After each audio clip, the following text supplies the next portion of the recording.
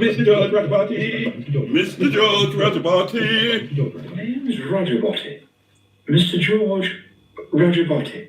Of course it is, and good evening to all of you lovely Roger Botties out there. How are you, darlings?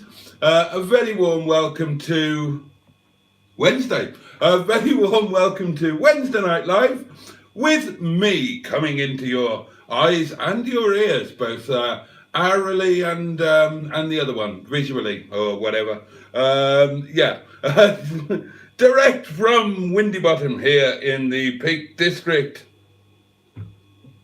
National Park. And I don't mind admitting to you, my loves, that the excitement of being back with you has made me nothing less than turgid. I am engorged with the sheer climactic thrill of being in your company again, because you are such top of the range chums, and I'll fight anybody who says differently. How's things, darlings? God. How has your day been, my loves? Tell me all about it. I'd like to hear about your day, your lunch, your dinner. What was the best part of it? What was the worst part of it? Did something nearly but not quite fall on your head? Did you smell something really nice or something really unpleasant? And oh, and of course the big news of the day is that the totally unnamed BBC Hugh Edwards has turned out to be, spoiler alert, Hugh Edwards. Who knew? Who knew?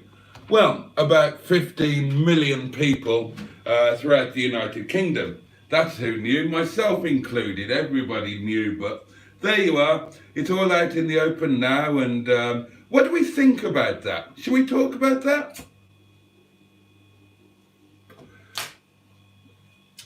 There was some lunch video stuff about that. Do you want to talk about that, or are you fed up to the back teeth of it? If you do want to talk about it, let me know what you think. The guy is, by all accounts, pretty much destroyed. He's in hospital. He had very fragile mental health anyway, and that's all collapsed in on him now.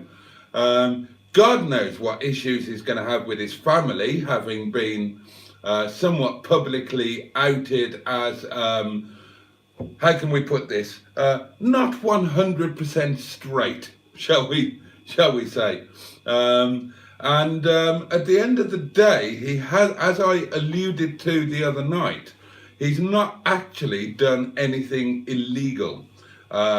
Immoral, being a married man, quite possibly. But does the punishment on this one fit the crime? And just your thoughts on it generally, really. I'm open to them. or if you would like to discuss anything else, feel free. We'll roll some features over. So pros and cons of Captain Mustard living in your bath. We can carry on with that. And whatever else I think of. Now, I'm not going to get behind tonight. I'm not going to get half an hour behind on the comments, as I have been known to do. And the reason I've been known to do that is because when I say I'm going to just crack on with the comments now, I then don't do it. I then just wander around the kitchen and talk about all sorts of other things or wave things at you. And this is exactly how it happens. And I'm falling into the same trap again, my loves, because I'm not reading the comments. I'm not even looking at them. I'm going to have a slurp of wine. I'm going to wonder why there's so much washing up. I'm going to check that I put all of the shopping away. And no, I didn't. Oh, I did get a bargain there. Oh, have I still got the doings? Check this out, my lovelies. Right? Taste the difference. Jersey Royal new potatoes. Reduced from £3 to 74p. And there's an added bonus. I didn't realise this when I purchased them. They were on my extra nectar points listy thing. So I got 90 bonus nectar points as well. So, you know, that's a proper result, that is. And, and another little result is they all decided to buy scratch cards in the kitchen tonight, and I don't do lotteries, I don't do scratch cards. I believe that they are a tax on people who don't understand mathematical probability, and I have nothing to do with it. But they were all having a bit of fun, and they nagged me, and I said, oh, okay then. So I invested 5 of the King's pounds into a scratch card, and won a tenner, doubled my money. Can't be bad. So that was good, and other good things have happened today as well. But it's not all about me, and you know, I'm flattered that you're interested, but you know, let's not make it all about me. Tell me about you. Tell me about your days. Tell me about the meals tell me about anything you like, and I'll read it at some point. Actually, I'd better get on with that. I'd better get on with that, hadn't I? And then we can talk about other things. Who's here? Simon is here, smashing pistons, as he now is.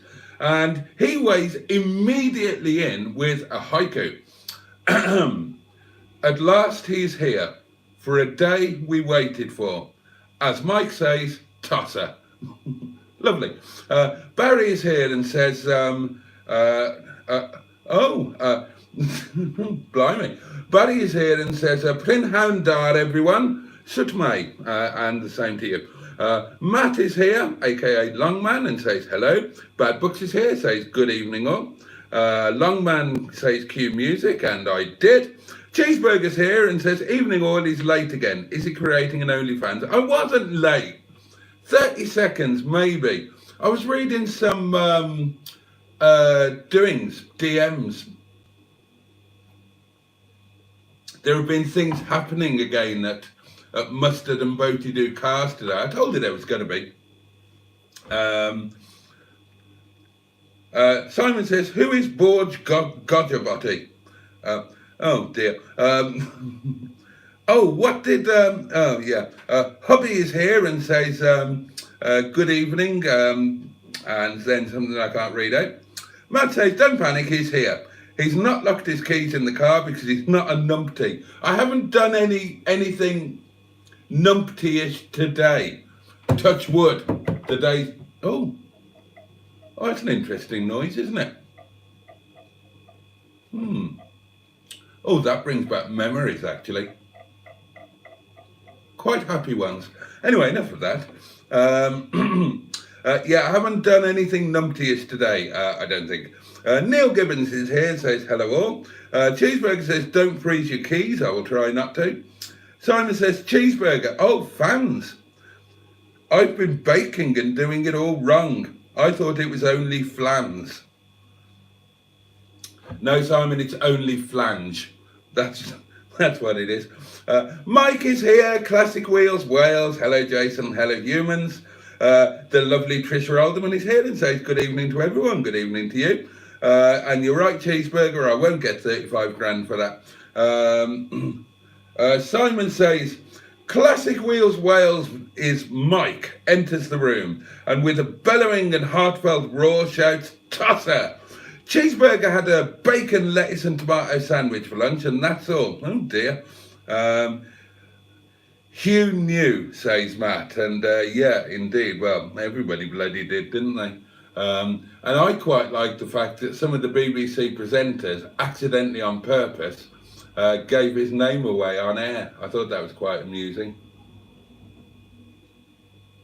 You know, I mean, it was done wrongly and it all went too far, and I don't agree with any of it, but live by the sword, die by the sword.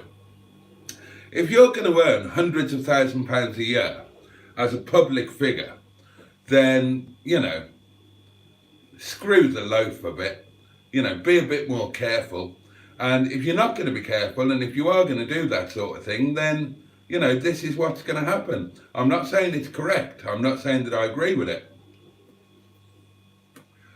But, you know, by all accounts, and judging from the correspondence I've seen with other people, he wasn't exactly discreet. Anyway, there we are. Barry had a good day today. It's 98 degrees here in Missouri. Bloody hell. This evening, says Simon, I will be mostly issuing statements via my wife. I quite like that. Son of Boaty, and I wonder what his name is. I would like to know what his name is, because I had names planned for children. Anyway, he says, hello, Daddy, hope you're well. I'm great, thank you, son. Now, I always said that if I had children, if I had a boy child, he would be called Humphrey. And if I had a girl child, she would be called Rhiannon. So, well, unless he tells me otherwise, I'm going to start calling him Humphrey. Hugh should have... No, I'm not reading that out, Barry. That's anti-Welsh. I'm not having that. I'm only a little bit behind Mike. I'll soon catch up. He's done nothing illegal, says Cheeseburger. Neither had Ryan Giggs when he was doing his brother's wife. There are standards for public figures. Well, that's interesting. Okay, feature debate number 1 or 2 or C. Should public figures be held up to higher moral standards than ordinary people? And if so, why? If you are a public figure, why should you be held to a higher standard of morality? Or, to be more exact, why should you endure a bigger punishment than the man in the street would?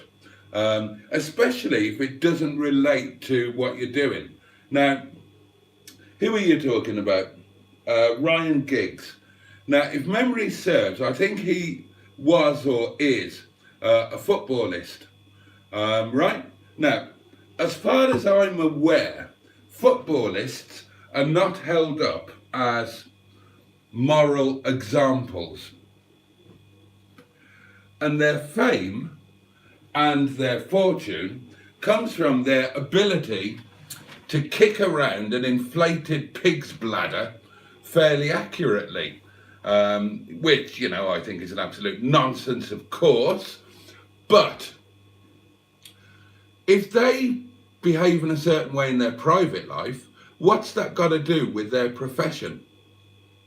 And do we go round to every professional who earns a lot of money and dig into their private life?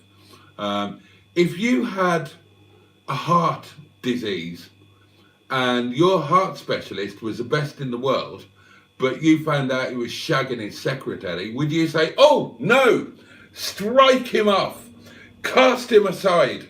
Would you bollocks? You'd say, he's the best in the world, I want him, and I don't give a fuck who he's sticking his dick into. So why is that different with a footballist? That's over to you. Discuss. Hubby says, I'm fed up hearing about the old twit and boo hoots to the BBC. He didn't say that in quite as many words. I'm paraphrasing. Now this is interesting. Cheeseburger says, not on normal courtyard exercise, which I suspect is an acronym, NONCE, and you can spell that out. I don't want to say it. But as I understand it, that word is a slang term for a paedophile. And as far as I'm aware, then the sexual age of consent in this country and is 16. And his doings, A, they were non-personal and non-sexual, apparently, and B, they were with somebody over the age of 16. So how does that make him one of those? I don't think it does, to be honest. Simon says, have you advertised that Merc yet? Or has Mustard decided he wants to keep it? He can't keep it. No, we haven't advertised it yet. It will be advertised on Mustard's channel over the next few days. It will be advertised on my channel on Monday. And when I've done a photo shoot of it on Monday, I will get it advertised in various media. But if anybody wants to buy it, you can come along and buy it immediately. No problem at all.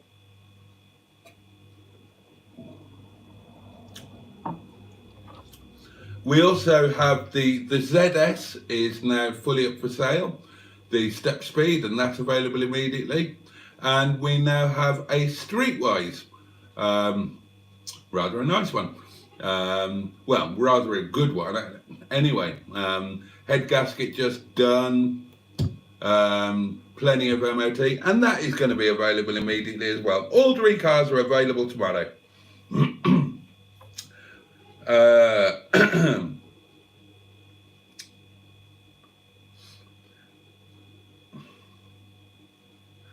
And I would like to remind you, or Matt would like me to remind you, that the Black Monk has decided that July is the month of the Streetwise.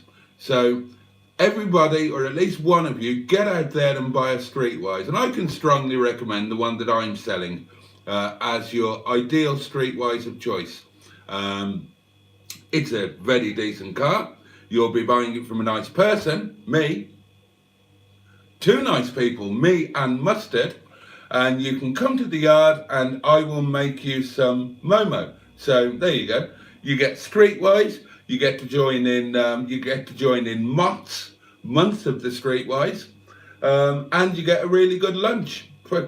And you get to meet me and Mustard, which admittedly is a slight downside to it, but so there you go. Somebody buy it, and somebody else buy the Mercedes, and somebody else buy the ZS, because I want to get out there next week and buy a few more cars.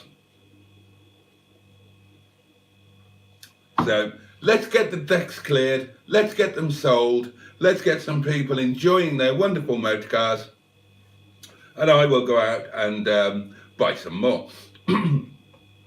Liz is here. Oh, I still haven't done it, have I, Liz? Hello, Boaty et al. Boaty, don't freeze your VIN. Oh, I almost did it today, and then something else happened. And I'm annoyed with myself because I really want the results. This is typical of me. I want something, but I want them to happen without me making them happen. Liz, come round and just take the VIN numbers. Oh, God. Simone is here and says, Hugh could Adam and Eve it. Yes, there are plenty of puns going around.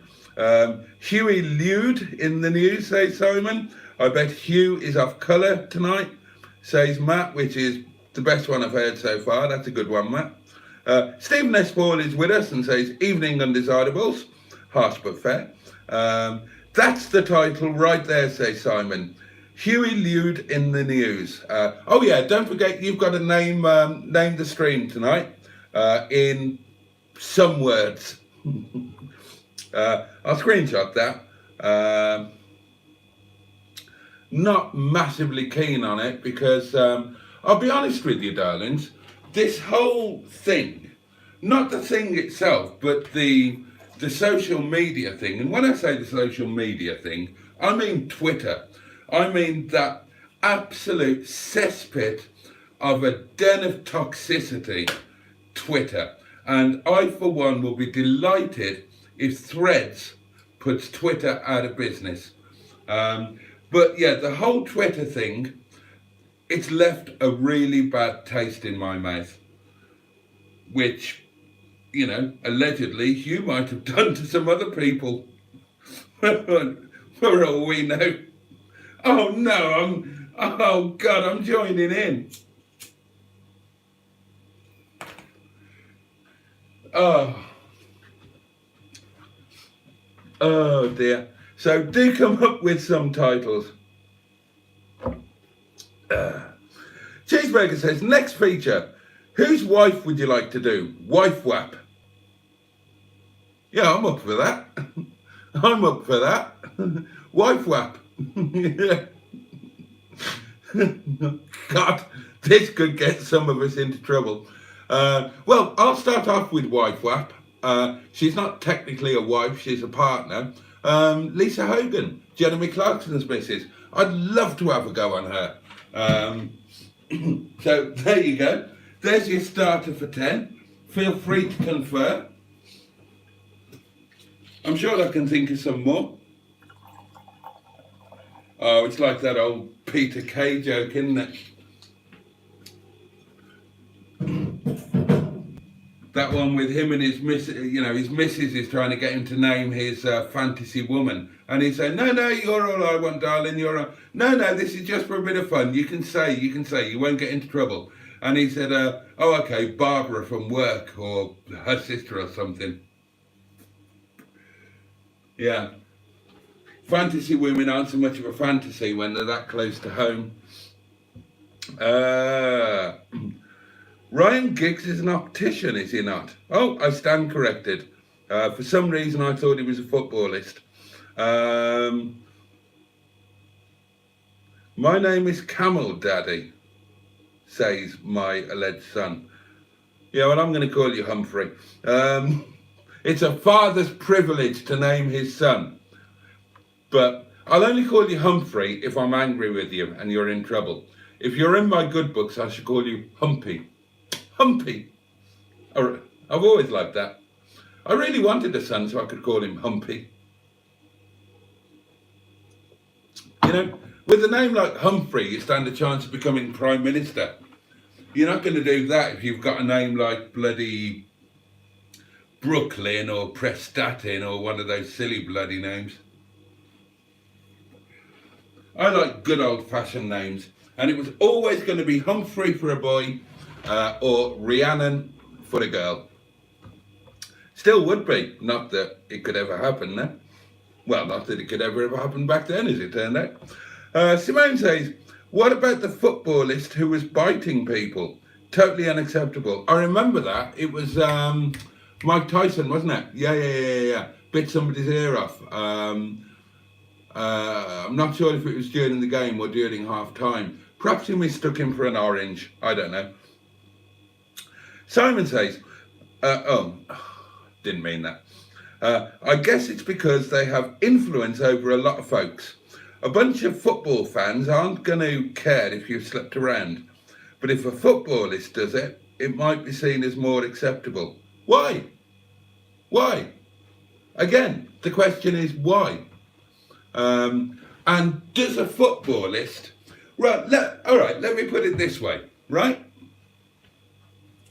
If you set your own personal moral compass by the actions of a footballist, then you have got serious problems. Don't be doing that. Don't pick a footballist as the person to set your own moral standards by. If you do that, you're the problem, not the footballist. Choose a better role model. I mean, for goodness sake, this is why religion was invented. You could have Jesus Christ as a role model. And if you then go and choose a footballist and try and blame them, then I'm sorry, but bollocks. You deserve the same treatment that they get. You know, a crime is a crime is a crime.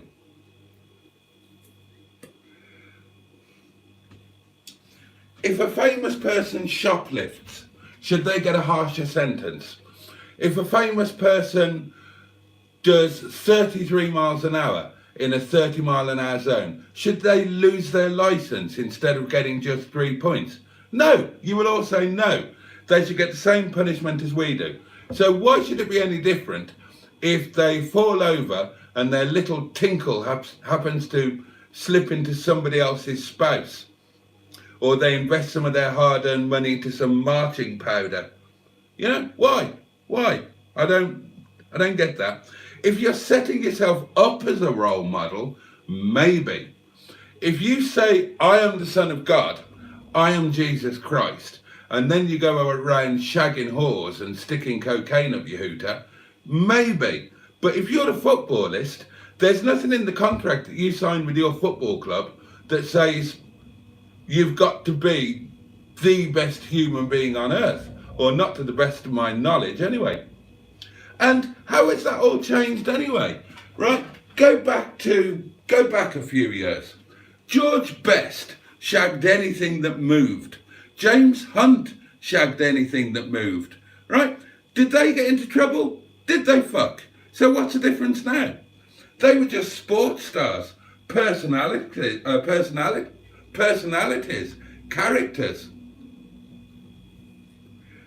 And if James Hunt was alive and well today, do you think he'd give a raving shit if Twitter decided to hang him out to dry? He'd say, fuck you, I'm incredibly rich and I get lots of sex. And if you don't like it, tough titties. And I would applaud him for that, quite honestly. Oh, say Simon, what was the issue on the ZS? The paintwork's a bit shit and it's got a bit of coolant leak. But it's a fundamentally superb car. It's got an amazing history. Whoever buys it is going to have to throw some money at it. They're going to have to have some paint on it, and they're probably at some point going to have to do a head gasket.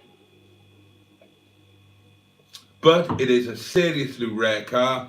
It's a Stepspeed in metallic pearl black. It's got an amazing history, and we will price it accordingly given the work that it needs.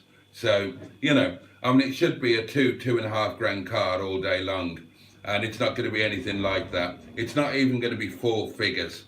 So we'll be putting it out to the right person at a price that means that they can do what needs doing and still have plenty of money in hand. It really is a rare car, that one, and the history is superb. It's had so much money thrown at it, and yeah, go out and find another one. Go out and find another ZS with a factory body kit on it, Stepspeed. You're not going to find one. You're talking about rocking horse shit. So we had 2 options with it. You know, having fully investigated it and whatnot, we could either throw money at it and put it out as a all done and dusted thing, or we can out it at an appropriate price as it is and let somebody else do the work to their own standards, to their own and in their own time frame. We've decided to do that. Things are really ramping up on the old mustard and Boaty do cars thing, and we're not going to have time to. It's not going to be like the mustard days where cars sit in the yard for 6 months and he gets loads of time to.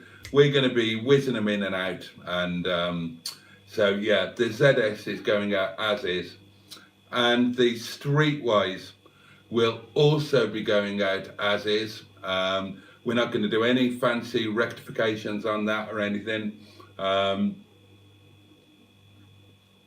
be appropriately priced, and they will be excellent prospects for somebody. The Merc will get a bit of, well, the Merc needs nothing. It needs absolutely nothing.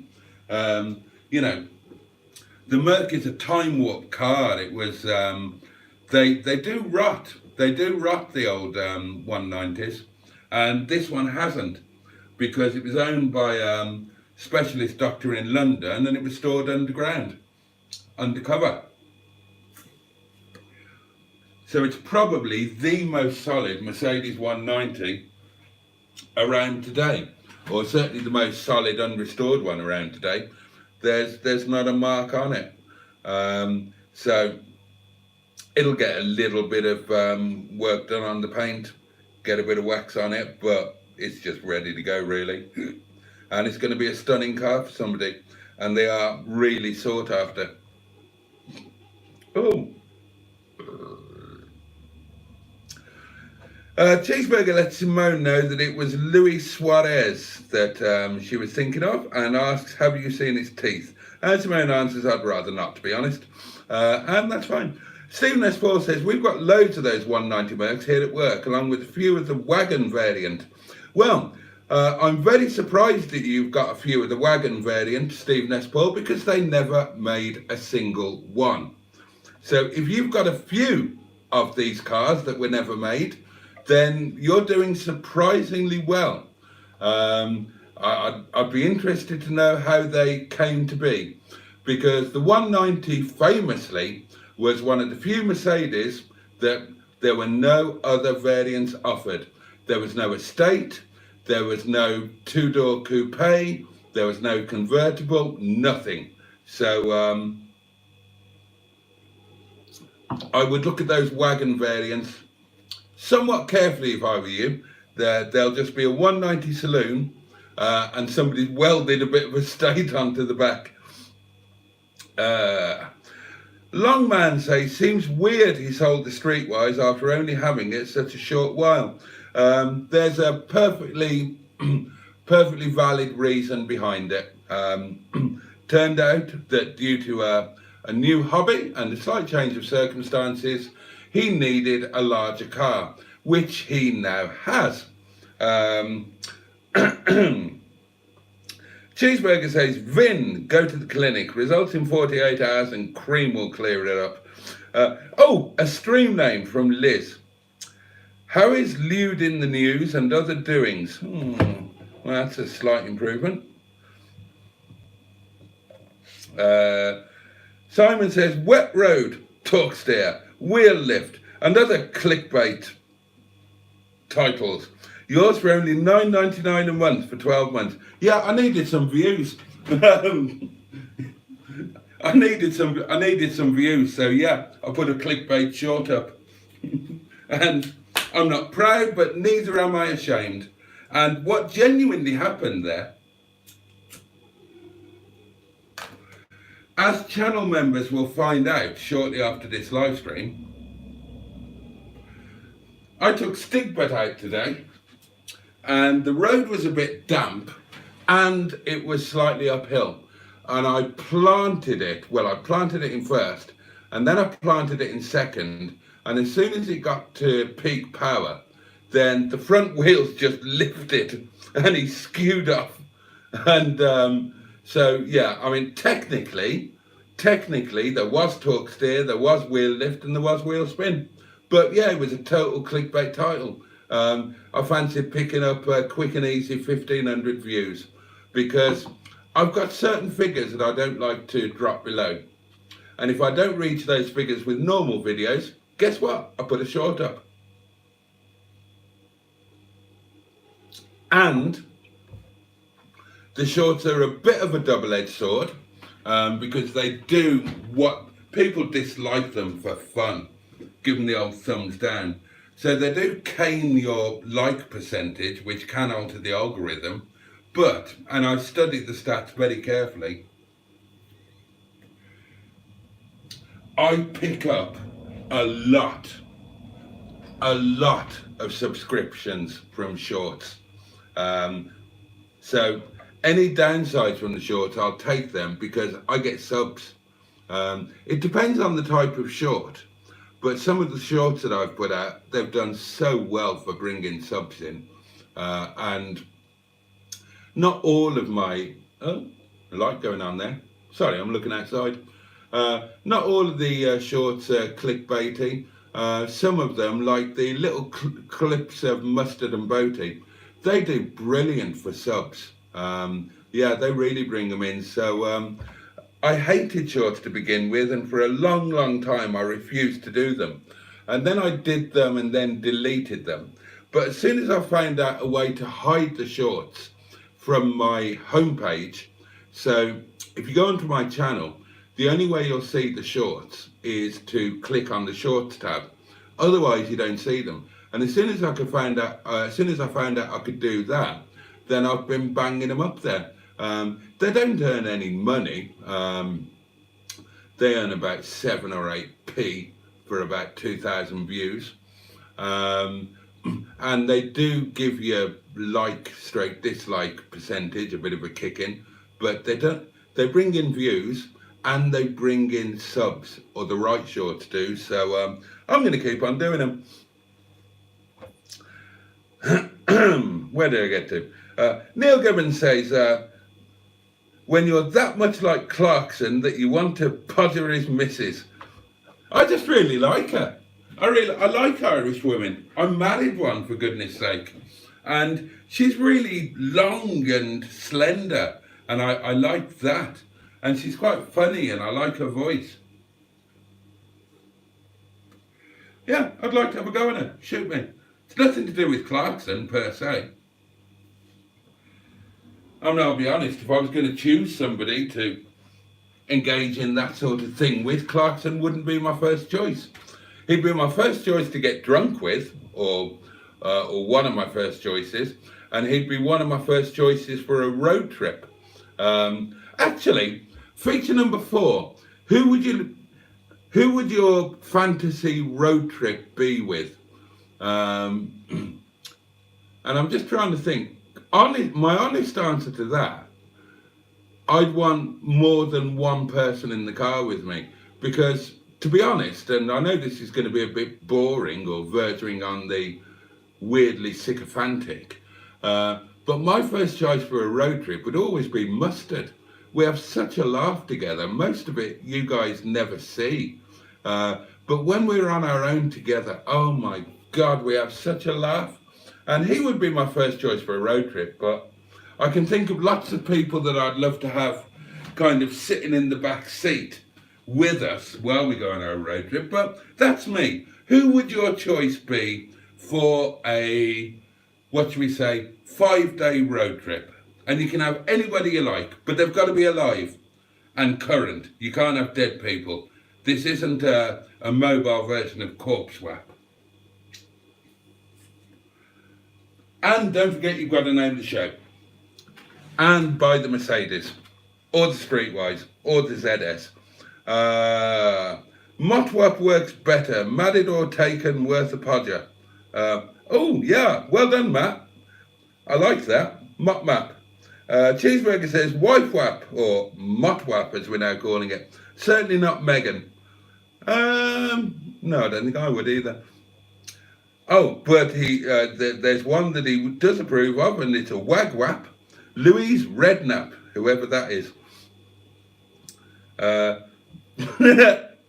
Humphrey says, there are 80 million reasons you won't get Clarkson's girlfriend, Daddy. And, you know, he raises a very valid point.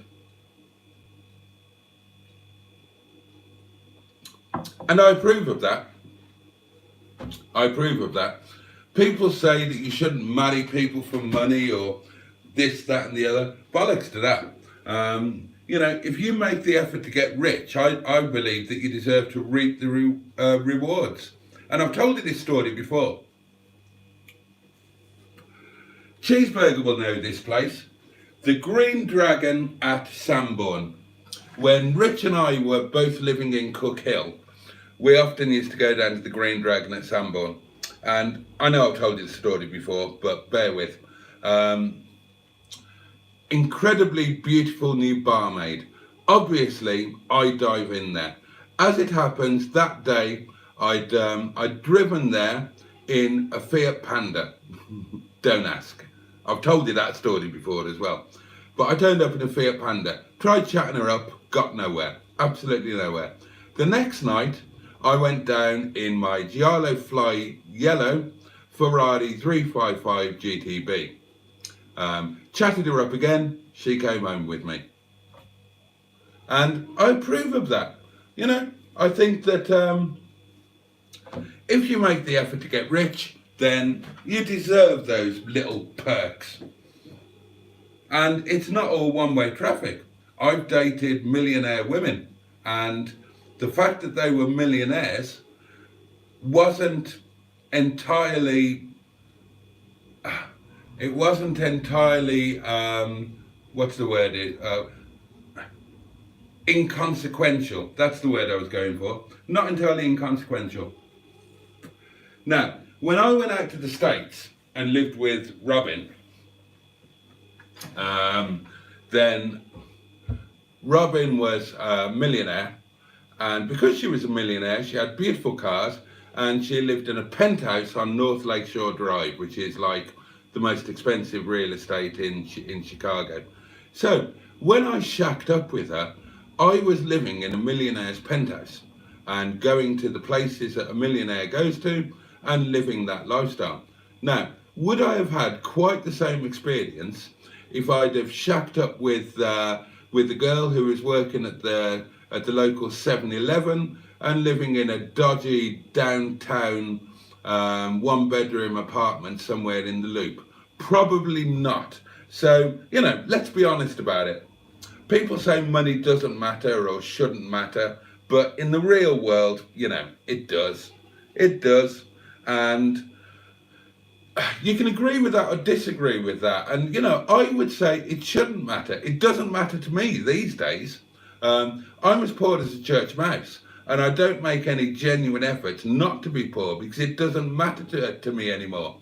And at my time of life, I don't judge anybody else by the amount of money they've got. That's kind of meaningless to me. I give a shit about whether I like them and possibly whether they're a decent person, but it's just more whether I like them. But I'm an old man. I've knocked about a bit. When you're younger, then that sort of thing does matter. And that's what drives people and drives the world. So you can say it shouldn't matter. And in an ideal world, I would say that. But the game is that it does matter. And if you're playing a game where you don't make the rules, then you've got two choices. You can either say, I don't agree with the rules of this game and do very badly, or you can play by the rules and make sure that you come out on the winning side. And that's a very personal choice, isn't it? I decided that, okay, if those are the rules, and if I want to do this, that and the other, I need to do this, that and the other. I will do this, that and the other, because I want this, that and the other. Don't get me wrong, at this time of my life, don't give a shit. No, you know, I've learned a lot. But that's something that comes with age. And you're highly unlikely to have that philosophy when you're in your 20s or in your 30s. It's just not natural. And also, there is that big thing, the grass is always greener. The grass is always greener on the other side. Now, would I be so dismissive of things like that, money, lifestyle, and so on? Would I be so dismissive of them if I hadn't experienced them? I don't think that I would. I think the fact that I've been there, got the t-shirt, means that I can be comfortable with not being part of it anymore, with purposely not being part of it anymore. If I hadn't had that experience, then I'm sure that a big part of me would always be thinking, oh God, imagine if I had this, imagine if I had that, it'd be amazing. When you get it, of course, you find that it's not. because you've got the same issues that you've got when you've got sod all. You know, you've still got you're still the same person. You've still got the same anxieties. You've still got the same weaknesses, the same fears, the same issues. You still get your heart broken. You still have concerns about yourself and your own body image. And in fact, if you've got money, it's more dangerous, because if you're depressed or anxious or whatever and you've got loads of money, then I would argue you're more likely to get into drugs or excess alcohol, or, you know, all of the things that do demand money. Or, you know, if you get the old self-confidence, self-appearance issues, then you're more likely to go and have plastic surgery and make yourself look like some kind of weird android thing. Whereas if you're skint like me and you look at yourself in the mirror every day and you realise that your hair has all gone grey and your teeth are falling out and there are lumps and bumps everywhere and you're as fat as a pig, well, you just think, well, there's fuck all I can do about it. I'll just try and enjoy myself, thank you very much, and not worry about it. Whereas if you were super, super rich, then you might decide to go to Los Angeles and get turned into some sort of weird Barbie doll. Simon Cowell. Anyway, enough of that. I'd have a go, says Barry, with Brad Pitt's ex, Angelina Jolie. Fair play to you.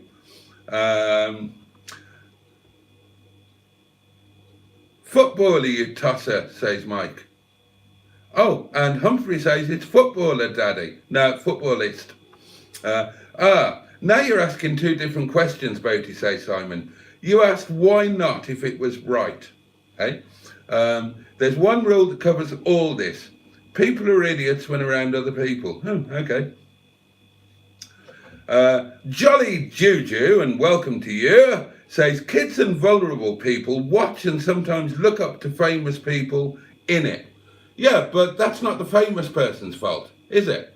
Right? And it depends what they're famous for. If I'm famous for being a sportsman and people choose to look up for me for moral guidance, then they're stupid. And I can't be held responsible for other people's stupidity.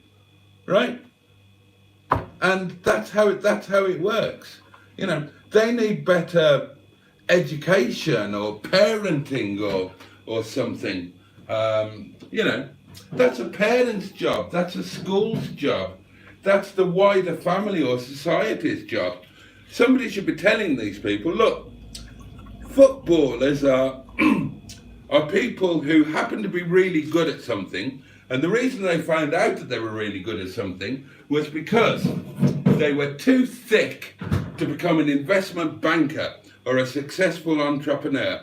All they could do was go out onto a field instead of going to school or instead of going to work and play a children's game. It turns out that they happen to be quite good at it, and now they get paid an enormous amount of money. They are stupid, they don't know what to do with their money, they are ill-educated, so they will probably do bad things. Do not take your lessons from them. There are better people to look up to, better people to take guidance for. If you want to look up to them and say, wow, you are an amazing footballist. You scored 3 tries in the last game and converted them all. Well, brilliant. Look up to them for that, by all means. But don't look up to them for being amazing people, because they're not. They're people who left school aged 14 and kicked a ball about on a field instead of going and getting a proper job. Or becoming a member of the clergy, or becoming a judge. You know, pick your battles, pick who you look up to. That's why we have a royal family. Possibly not the best example, and neither is the Catholic Church. So, feature number 7, who should you look up to and take moral guidance from? Right, I will name some people, famous people, that you can look up to and you can take moral guidance from. Right, let's think. Steve Bunce, top chap. You can definitely look up to him. You can take model guidance from him. Chris Eubank, another one. Who else? Who else? Who else? Who else? Oh God, let's think. Well, I've given you two. That's enough to be going on with. Clive James, except he's dead.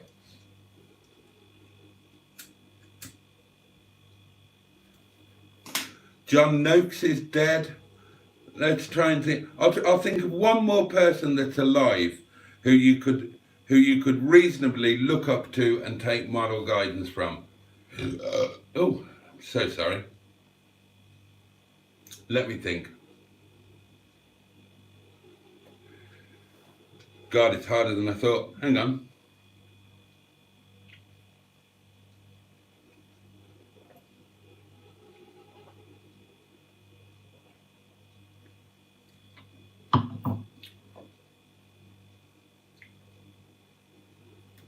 Oh, I've got it. Lennox Lewis.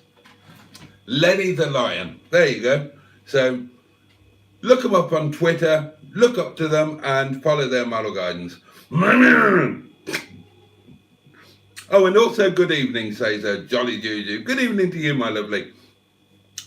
Cheeseburger says, should Katie Price keep a driving licence or stay out of prison after her convictions? I don't know. I don't know what she was convicted for. I mean, she should go to prison for having a pink Range Rover. I think if you have money, you can afford better representation and have a better outcome. Well, if you've got an issue with that, Cheeseburger, then you've got an issue with our legal system and an issue with what's it called? The free legal bit. What's it called? Legal aid or whatever it is. That's your issue with that. If you think, or maybe you've got an issue with society more generally, you appear to be suggesting, Cheeseburger, that you should get the same standard of things however much money you've got. So does that mean that one of the 5 best restaurants in the world with 3 Michelin stars in San Sebastian that I've eaten in many times, should that be legally forced to charge the same as an extra value meal from McDonald's? I would argue that no, it shouldn't. But your argument seems to be that rich people shouldn't get better things. And I think that's absolute nonsense, to be honest with you. Although I would accept that when it comes to legal representation, then there should be a bare minimum available. But there is a bare minimum available, you know. However poor you are, you get a qualified solicitor and or a qualified barrister, brief. You might not get the best one, but if you're poor, then there's an argument saying you shouldn't be able to get what a rich person gets, because if you go down that route, that socialist route, then what would be the point of becoming rich? And if there's no point of becoming rich, then what would be the point in trying to succeed? And let's remember that success might bring personal wealth and personal entitlement, but it also brings employment, it brings tax pounds, etc., etc., etc., a growing economy. So, you know, that's a slippery slope there, I would say. Right, okay. Go on, I'll read it out, Matt. I just bought a pub for £500. Bargain. He's running on again, the old git, says hubby. Yeah, I do that. Liz says, 2 right cheeseburger. Money equals better legal outcomes. Yeah, because you buy a better legal mind. Are you suggesting that's wrong? Are you suggesting that the best barrister in the world should not be allowed to charge more than the worst? Because that's a ridiculous argument. It's absolutely ridiculous. Because everybody then is going to, if you don't get paid more for being better, then nobody's going to be better. So everybody's going to be as bad as the worst common denominator. And what does that lead to? It means everybody gets shit service. That's the outcome of socialism or egalitarianism. Everybody gets shit. Is that what you want? It's not what I want.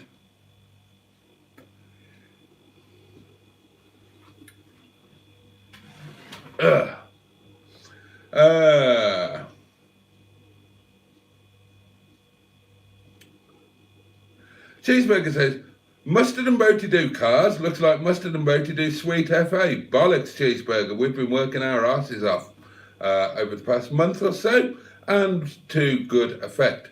Matt says that Streetwise should sell easy. The bids on eBay almost got to his buy it now price, but I didn't realise it had been on eBay, to be honest with you.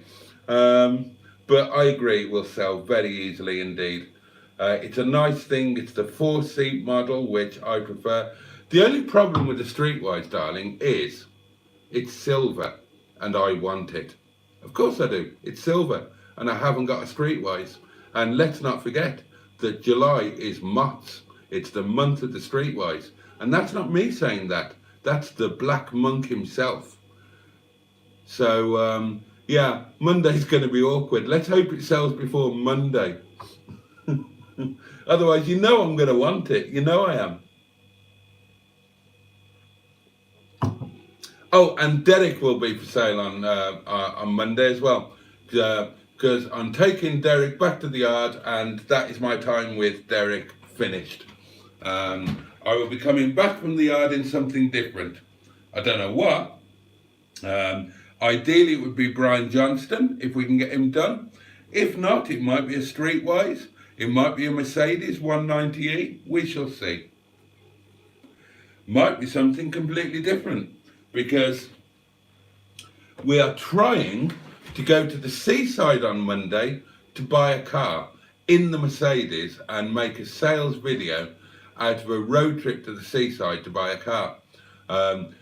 We haven't found a car that we want to buy by the seaside yet, but I haven't really started looking. We only had the idea today during our daily briefing. We have a daily briefing now, did you know? And I will be looking tomorrow to try and sort something out for Monday. Video title from Cheeseburger. Cheap Merc driven by an undertaker. Honest. It's like the grown-up version of Swap Shop. It is a bit. 190 wagon, says Simon. I've seen loads. Are we getting our wires crossed? You haven't seen a 190 wagon, Simon. And neither has Stephen. Cheeseburger says, Matt, can I swap my knackered Rover for a Porsche, Noel? Simone says, Streetwise versus Ford Fusion jacked up Fiesta. Opinions. I owned a Ford Fusion. I hated it. I would take a Streetwise every time. Thank you very much. Instead of that Fiesta in a hat. I don't know what they did with it. Now, the Fiesta I loved. I had a Fiesta of the same year when I bought the Fusion. But they did something weird to the Fusion. And the driving position was untenable. I took Boo and Little Miss to Llandudno in the Fusion, and I almost ruptured myself. The driving position was so uncomfortable. Whereas at the time, Shelby Ford, my Fiesta of the same year, and it was a Fiesta, oh Christ, I can't remember the model name, but it was quite a nice one. I loved that, one of the most comfortable and enjoyable cars I've ever driven. Kept that for a long time, had it as an Arthur for a long time. Tell you what, I'll tell you what, I've got £10 on this scratch card, £5 of it is profit. I will buy a £5 scratch card, and I will scratch it live on air and send the winnings to the first person who can send a picture or a link to a Mercedes 190 estate. that Stephen has got lots of and Simon has seen lots of, even though they never actually made one. So there you go. There's a £5 on offer to the first person to do it. Oh God, we're out of time. That's flown, hasn't it? I thought we'd only been going about 20 minutes. Well, let's whiz through these. I don't like that forward, says Simon. Streetwise wins for me. Me too. Cheeseburger says Simone, a Streetwise. An old boy in a Fusion reversed into my car in Ulster High Street last week. Didn't even know he'd done it. I shouldn't laugh. I'm so sorry. Road trip, says Cheeseburger. I wouldn't let Katie Price drive. Possibly Ray Charles and Stevie Wonder. No idea, says Simone. Nobody ever comes with me for road trips. Yeah, but this was fantasy road trips. Alexa, play Baby Shark. Hey Siri, play Baby Shark. Thank you, Simon. Road trip, says Bad Books. Bob Mortimer. Oh, good shout. And Cheeseburger says, I don't know the Green Dragon, surprisingly. I am surprised.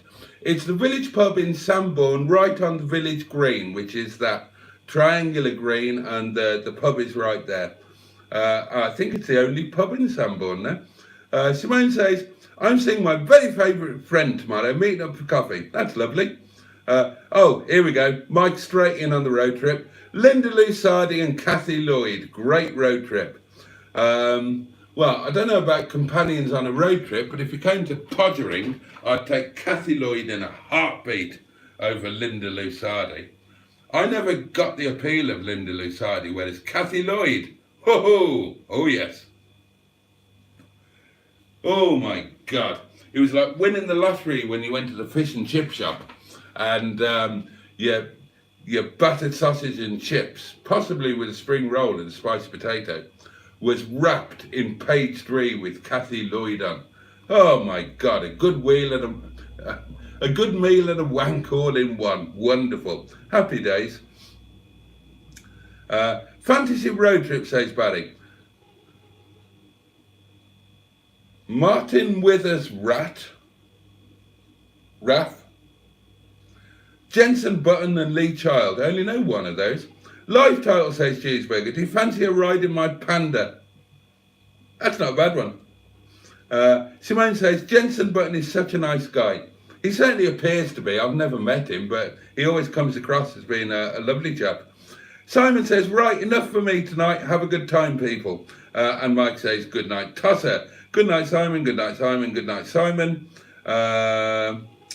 Bad Book says, not even pandas fuck pandas. They kind of don't know. Oh, and Adam is here and says, good night, Simon, and also good evening, everyone. Fucking hell, don't he run on, says hubby. Yeah.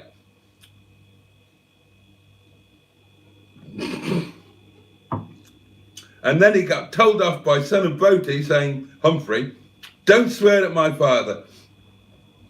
And Cheeseburger asks Humphrey, do you have proof he is your dad? And apparently he does. I'm not reading that one out. Live title, Footballists are stupid. Yeah, I'll go with that. Matt says, if you put yourself in the public eye to be an overpaid numpty, then you should act like a decent human being, because young people, not just children, will undoubtedly look up to you. Again, that's their problem, not yours. If you're paid to do a job, then you're paid to do a job. Your private life is your private life. End of. Simple as that. Right? No double standards apply here, as far as I'm concerned. Nobody goes to tell a shelf stacker in Tesco how they should live their life. If you happen to be a footballist or a famous cycler or a high jumper or whatever, and you happen to be in the public eye, makes no difference. Your private life is still your private life. People don't pay to see what you do in your private life.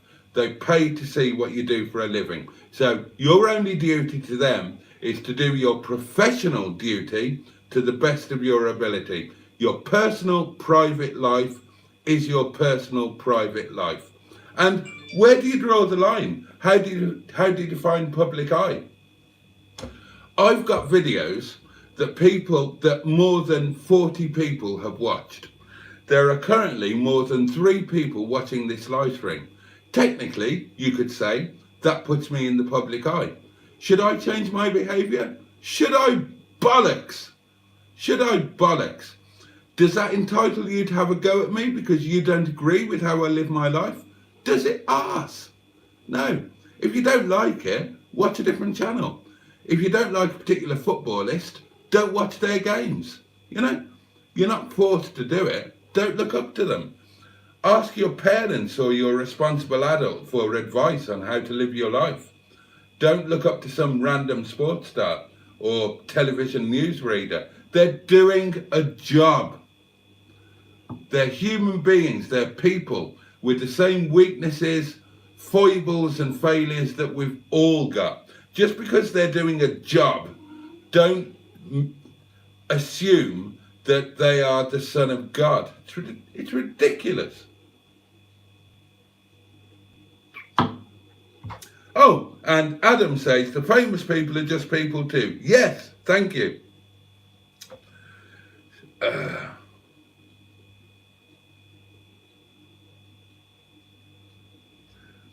What?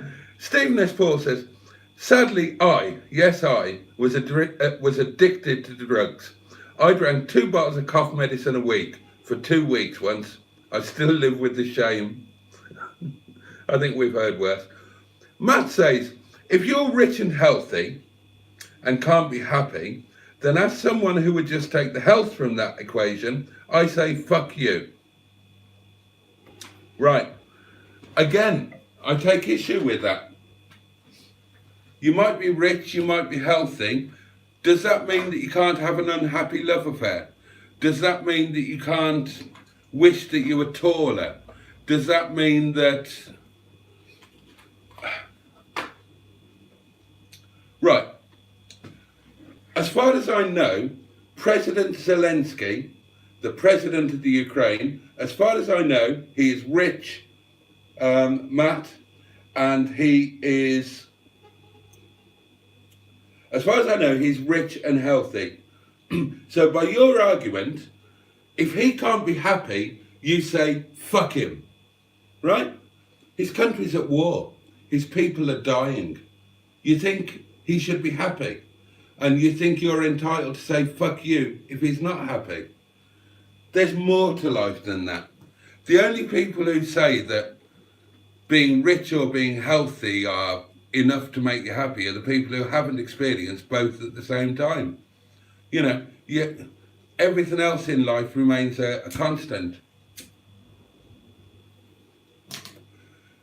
Other things could still happen. You could have an unhappy love affair. Your wife could cheat on you. Your children could become drug addicts.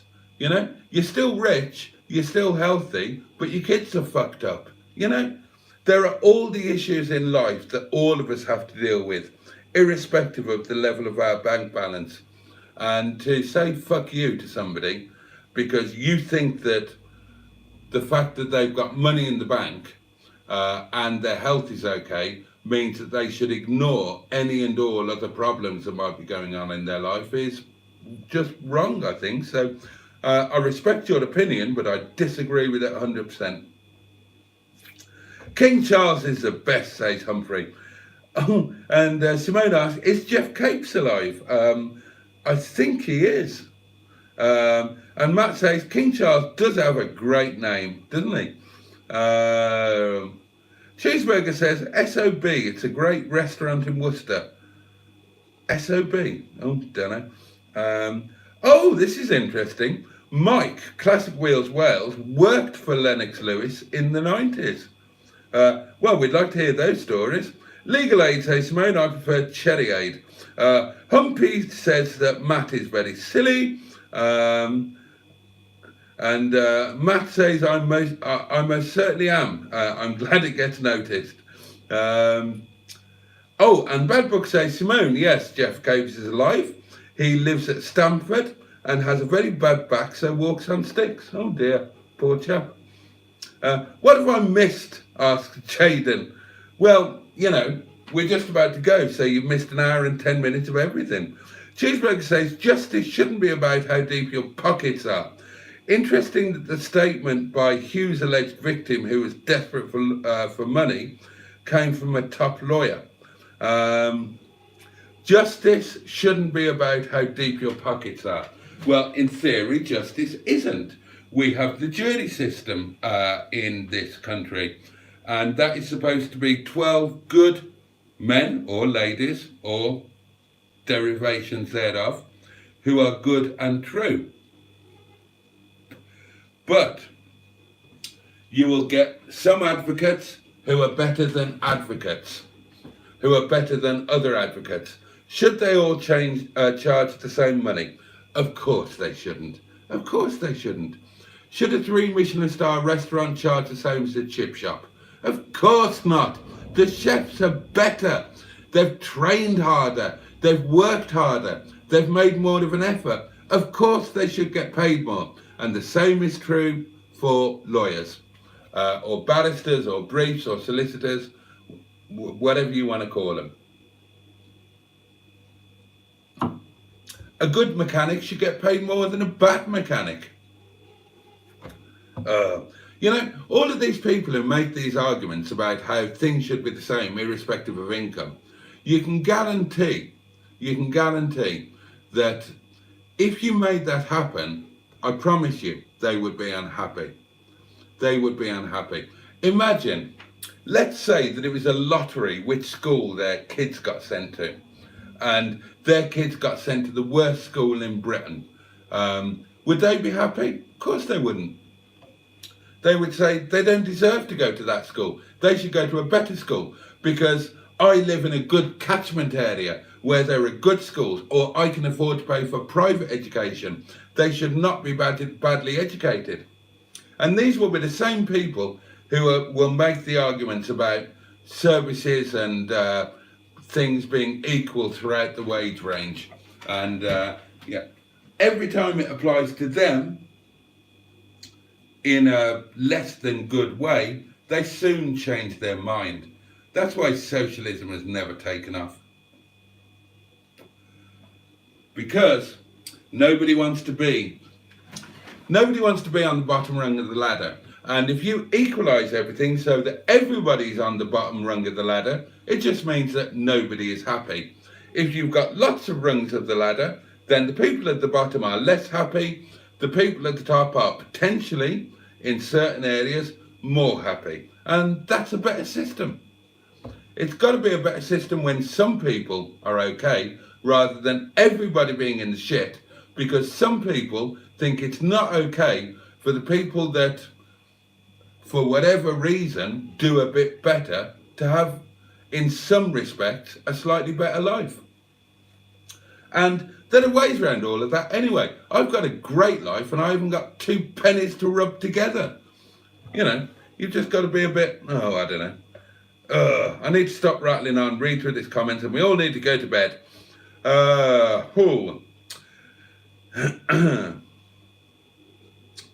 Right.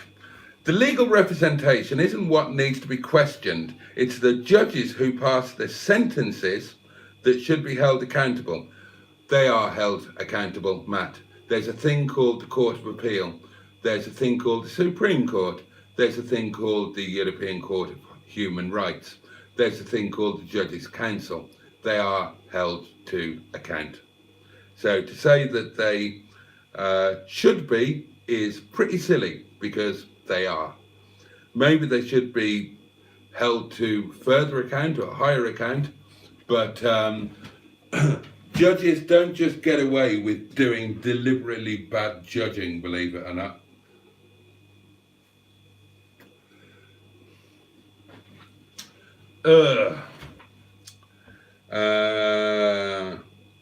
And Cheeseburger says, Matt, there are sentencing guidelines. Yes, there are.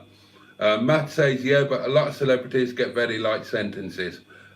Name 5, Matt. Name 5 name their crimes, and name where they were sentenced at the lowest end of or below the sentencing guidelines for that crime. Cheeseburger says, Matt, that's fine though, because they can afford better representation according to some. What are you going to do? If you've got money, you're going to get the best available. You know, to argue against that is to argue against the world. It's just daft. People who are stronger eat better, or they did when we were cavemen. Is that fair? Maybe not. If you're weak, should you starve to death? Maybe not. Blame God. You know, don't go blaming the people who just happen through luck or through their own effort, happen to be able to do a bit better. Be one of them.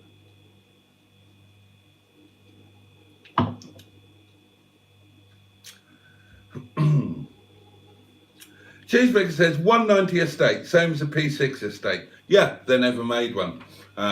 They certainly never made a P6 estate. They didn't make a production P6 estate.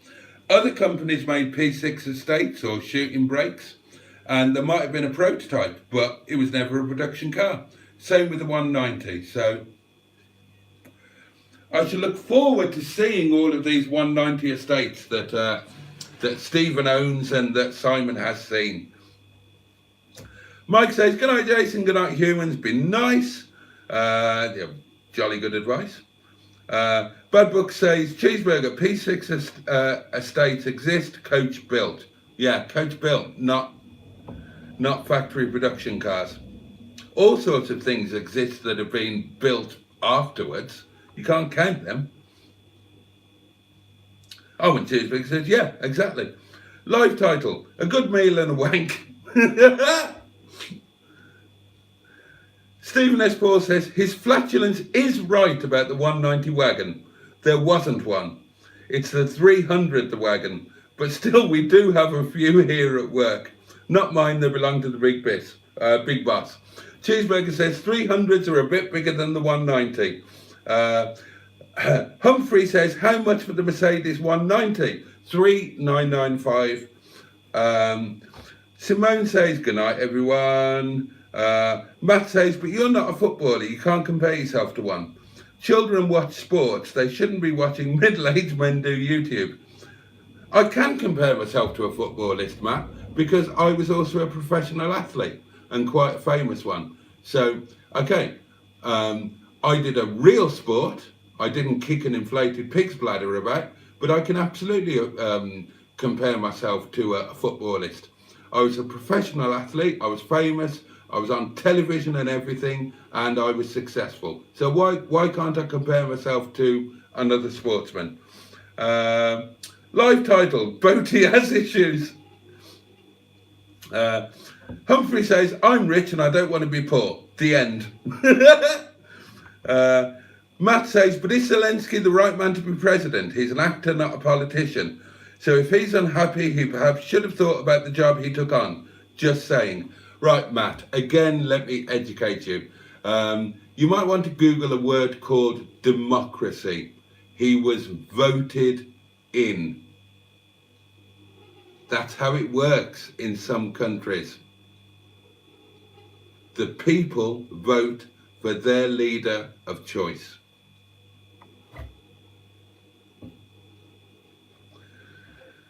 As for whether he's the right man to be president, then compared to his predecessor, I would say, hell yeah. And that's why the people voted for him. They were fed up of having corrupt presidents. The sort of people that you, Matt, are arguing against. The sort of people who use their money, power and influence for bad things. And the Ukrainian people were a little bit fed up with that. So they voted in Zelensky, who, as you quite rightly say, is an actor. But he stood on a ticket of saying that, and the joke was, if you like, was his most famous acting role was playing the president of Ukraine. His point was, if you're fed up with all of the same people, vote for something different. I've got no agenda of that nature.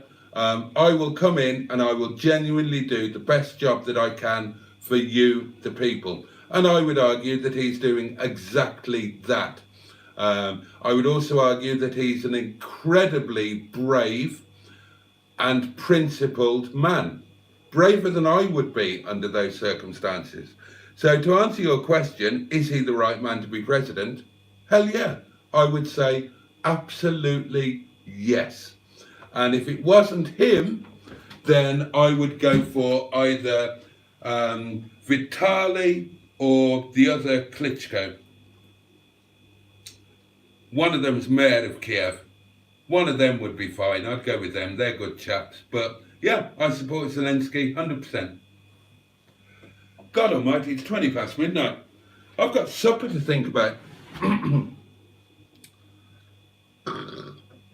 Cheeseburger says, we don't have the jury system for civil cases, which brings us back to full circle of celebrities with deep pockets getting preferential treatment. Welcome to the world. Welcome to the world. People with deep pockets do get preferential treatment. That's the way it works. That's why people make the effort to have deep pockets. Bloody hell. Think about your arguments. Think about what the world would be like if everybody got treated the same. Take that argument to its logical extremity. If you're going to argue that the poor should get the same treatment as the rich, then you have to then extend that to criminals getting the same treatment as non-criminals and all of that sort of thing. You know, it's nonsense. If you've got money, you're going to get better stuff. It may or may not make you happier. You may or may not use that money or some of it for the general good. But that's the way of the world. We live in a capitalist world. Neither you nor I are going to change that, mate. So the game is what it is. You decide how you're going to play the game. We all do. We all do. But there's no point in wishing that it was a different game. We can't make that happen. And to rail against what you can't change and what you can't control is the way to eternal unhappiness and depression. You know, you have to just play the game the best that you can, make the best of it, make it work as well as you can for you. You can't just keep railing against it.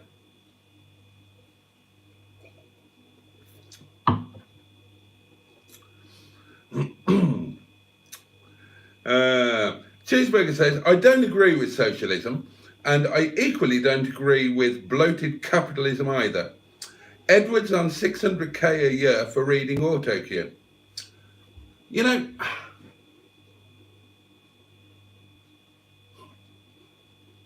right. There's obviously more to it than reading autocue. But if you were really that upset about somebody earning so much money for doing such an easy thing, why didn't you do it yourself? Why don't you do it now? And the answer is simple. Because you couldn't or because you can't. And he can. And that's how come he gets the money. That's how come all of the people get the money. Because they can or try to do what you and I don't or can't. Now, maybe that's because they have a God-given gift, like a footballist, or maybe it's because they work their arse off at school, at university, throughout their career. Could be one or it could be the other, but either way. I've got no time for the people that just knock anybody who gets a bit of success and expects them to live as if they've got no success whatsoever.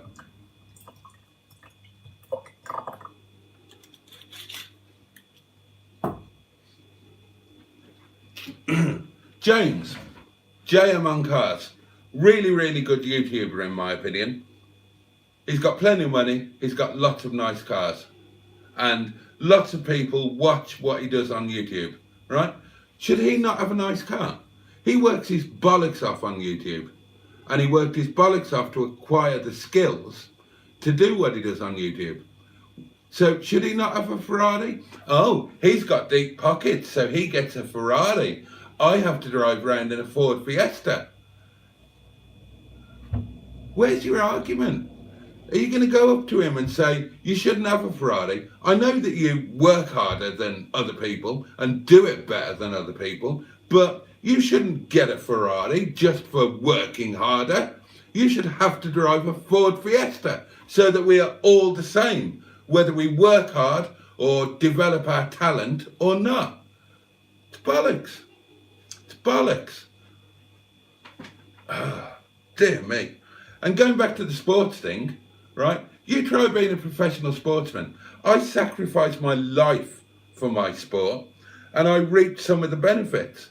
Now, are you saying that I don't deserve that when I spent 10 years clocking up 1,000 to 2,000 miles per week in the middle of winter in snow, training my arse off, putting my body through torture, making myself infertile, shortening my life expectancy significantly, and I don't deserve to reap some rewards for that?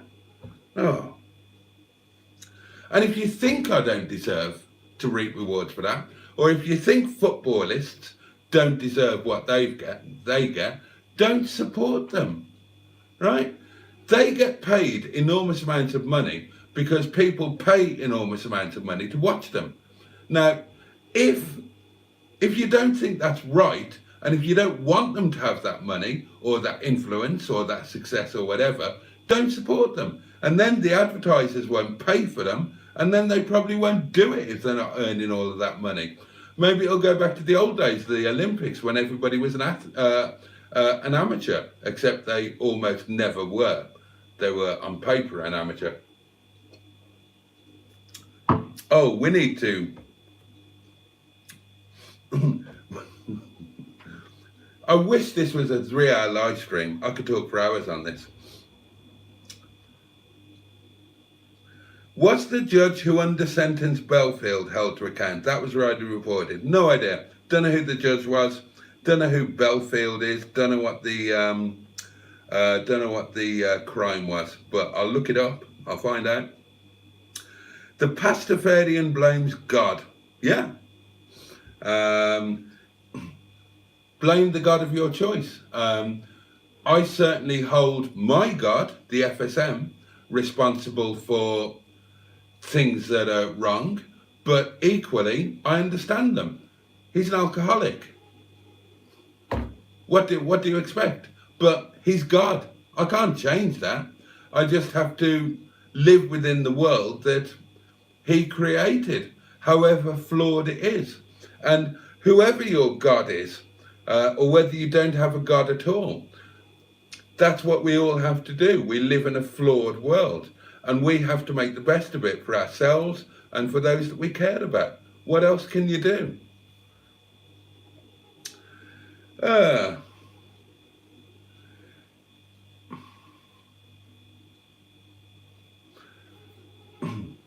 Right, Matt says that he's got too much Yachts 24 business to take care of to waste time searching for 5 cases of celebrities who were given light sentences.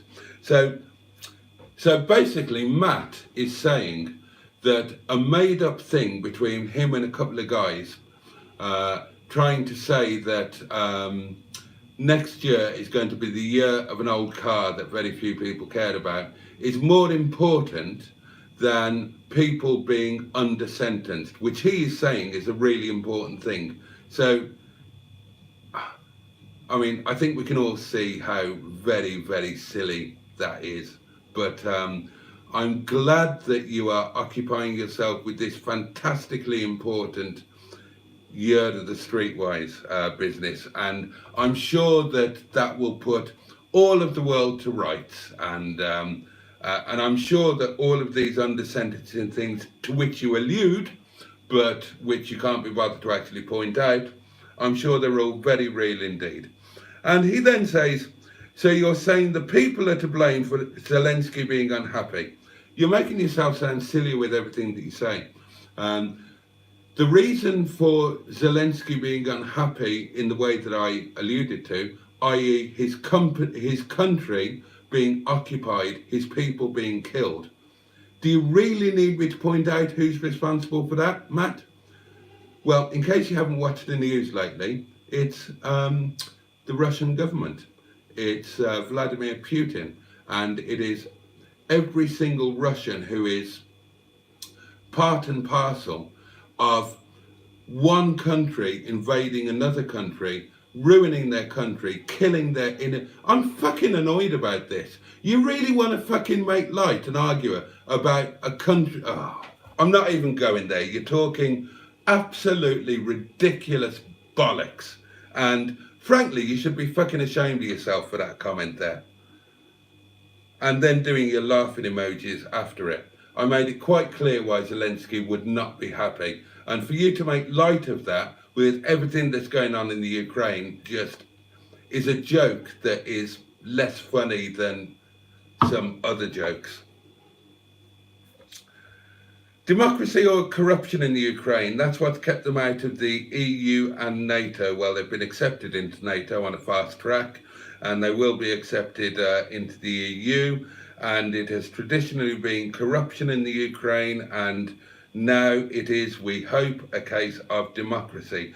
I very much doubt that the corrupt people in Ukraine would have voted for Zelensky.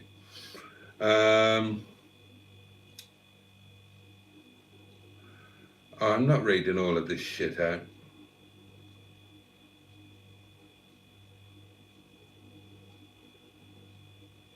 Fucking hell, this is ridiculous. This is ridiculous.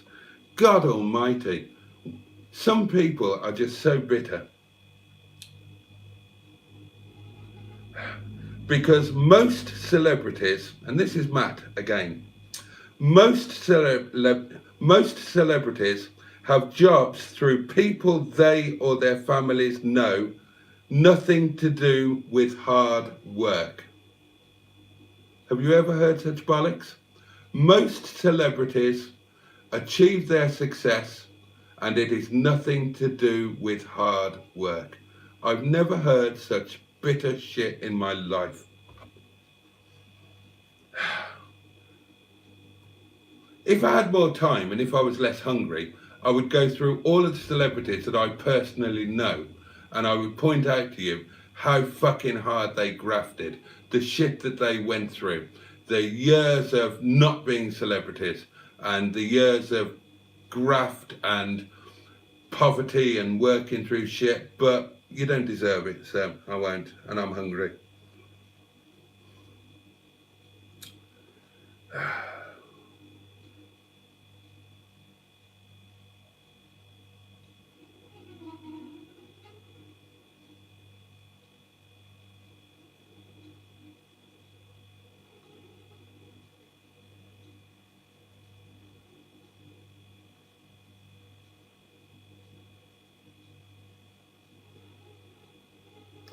Right, okay, it's just more of the same shit and I haven't got time for it, to be honest.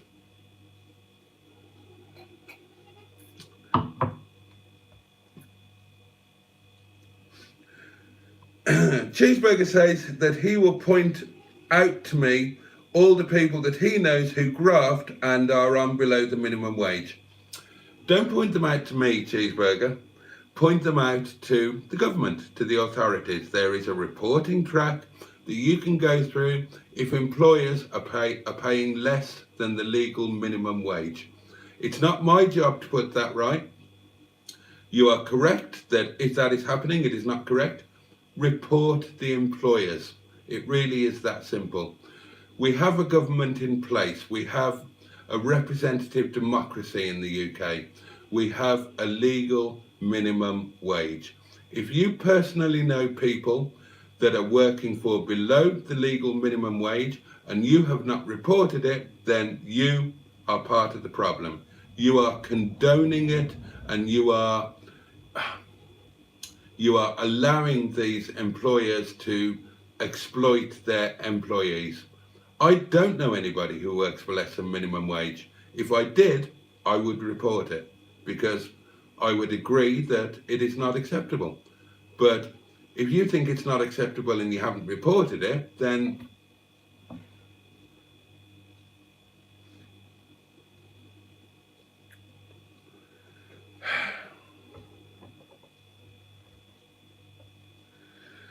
Hubby says, I'm sorry, Longman, you're acting like the village idiot. That's a bit harsh, but, you know, to say that, to make sweeping statements as you've made, that most celebrities don't work hard to get where they are, it's just bollocks, mate. It's just absolute bollocks. And it's, do you know what? Do you know what? It's offensive. It's offensive to everybody who's worked their bollocks off to get somewhere in some sort of field. And I don't know what more to say. It's incredibly offensive. Incredibly offensive.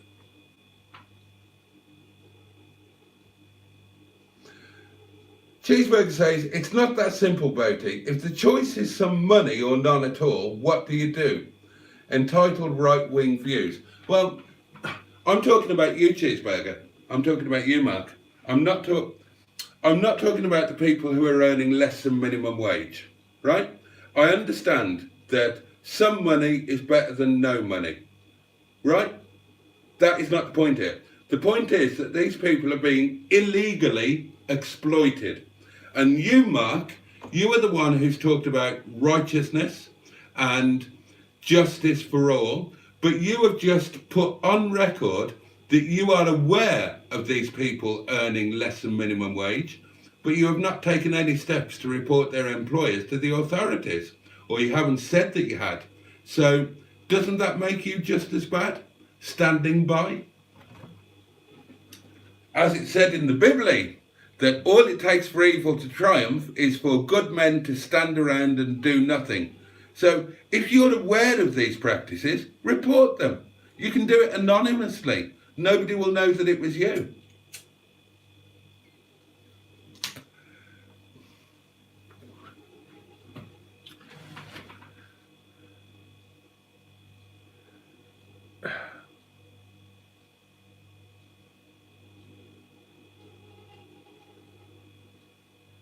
Liz says, I just went away to do some stuff and I came back to someone getting a telling off. First time I've heard tellings off. It's got a bit of a heated debate. There's no telling off. And there's no, you know, it's a difference of opinion. It's midnight and we're having a heated debate. It's amongst friends and, you know, no need to take any of this too personally or whatnot. But I massively disagree with what some of you guys are saying. Massively. And we really should wrap this up before it gets any more heated, shouldn't we? But I'll keep reading. Matt says, it's offensive that celebrities don't name and shame known sex offenders. Again, that's a bit all-encompassing, isn't it? Apparently, according to Matt, celebrities, and he doesn't specify particular celebrities, so presumably all celebrities know sex offenders and they don't name and shame them. Well, hang on, I'll read that again. It's offensive that celebrities don't name and shame known sex offenders. If they are known sex offenders, then there is no need to name and shame them, because by definition, you've just said they're already known. So nobody else needs to name and shame them. If they're known, it's out there. They're known. If nobody knows that they are sex offenders, then you can't name and shame them. And to go back to the justice system that you guys all want, then, you know, making accusations is kind of problematical if you haven't got the absolute evidence to back it up. Ask Jim Davidson. He knows all about that. Operation U-Tree.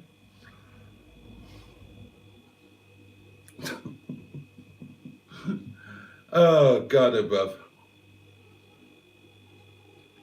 I hope not too many people are watching this. It really has got a little bit heated, but I genuinely, I can't tell you how much I disagree. I mean, I disagree with the generalisation, right? Some celebrities get there through luck or family members or whatever, no doubt, but not most. All the ones that I've met have worked their asses off. I mean, I'll take a minute. I will take a minute to... Oh God, he's in the bath. Matt's in the bath. Matt is having this argument in the bath. He's all naked. I'm arguing with a naked man, debating. I'm friendly debating with my naked friend. Oh God, I didn't need that mental image. Right, celebrities that I've known. Bernardino worked his arse off. Lana Fignon worked his arse off. Greg LeMond did more than work his arse off. Tony Iommi cut his fingers off and worked his arse off.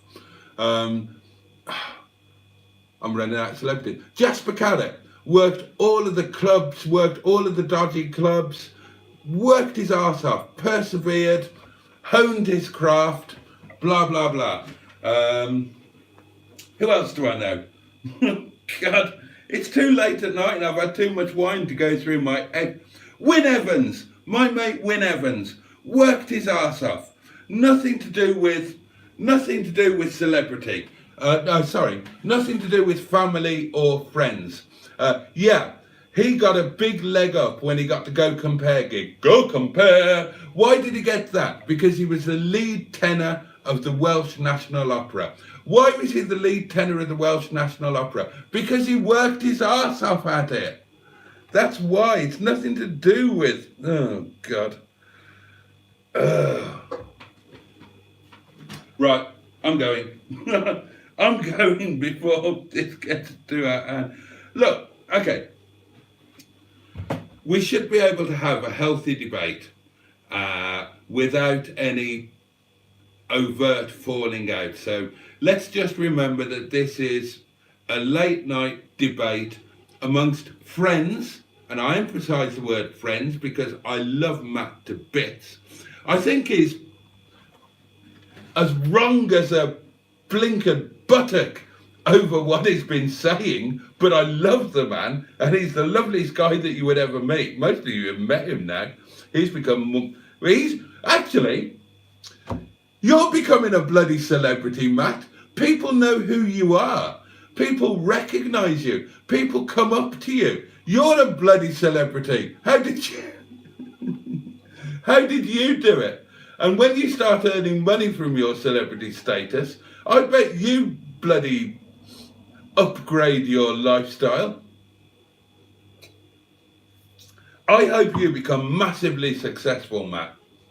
And I've told you, and I've told them that I think that you will, actually. You are my tip for which of us becomes the next YouTube megastar. And I'm going to stalk you. And if you do anything different than you're doing at the moment, if you upgrade your McDonald's to to something expensive, or if you start buying pies or instead of making them, or if you buy a Rolls Royce instead of a Streetwise, I'm having you. I'm going to name and shame you on a future live stream as a hypocrite. Oh God. Oh dear, oh dear, oh dear. Right. I've gone on for 3/4 of an hour too long. I'm hungry.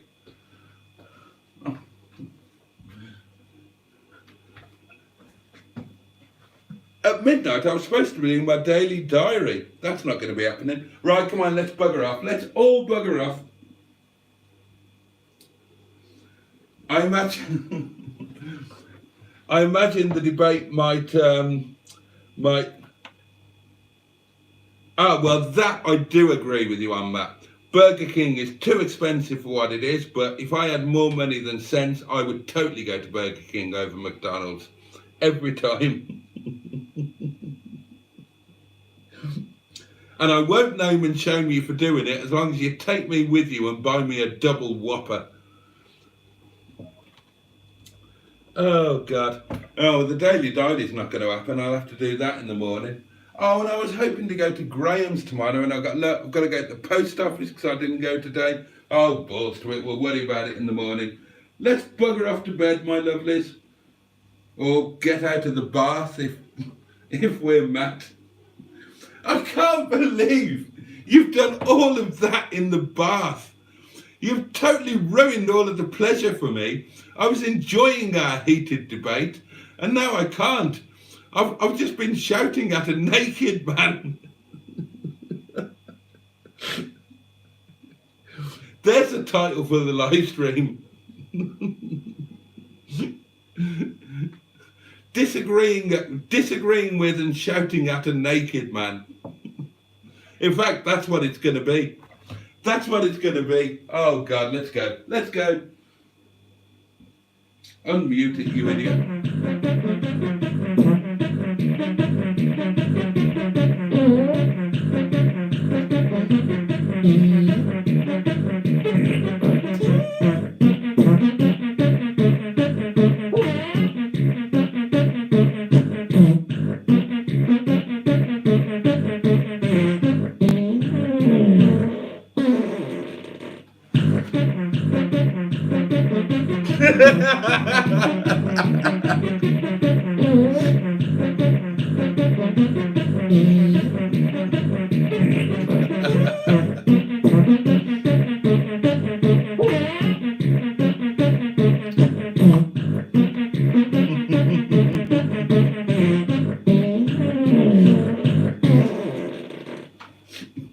Sorry, it's just Matt said I'm not sending a photo for the thumbnail. Oh, God. But that's totally going to be the title. Disagreeing with and shouting at a naked man in the bath. Oh, God. If that doesn't make me an overpaid celebrity, then nothing will. Oh, darlings. Right. Please, nobody take any personal offence. We've had a good debate. It's been a bit heated. I've shouted a bit. You know, it's just because we're each passionate about the subject we're discussing, and we've all got opinions, and I hope I'm right in saying that it's all between friends, and that there's no you know what I'm trying to say. It's late. Thank you, darlings. Thank you for being with me.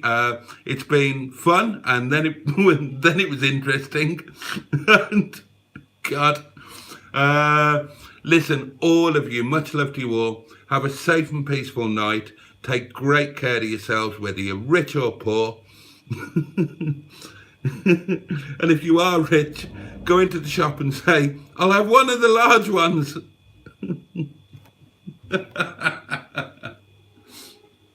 Oh dear, oh dear, oh dear. And have yourselves a safe and peaceful night. And what day is it? Wednesday. I'll catch you tomorrow. Same time, same place. Possibly not the same argument. And possibly not the same bath water. Jesus Christ. All right. Night, darlings. Take care. Bye-bye.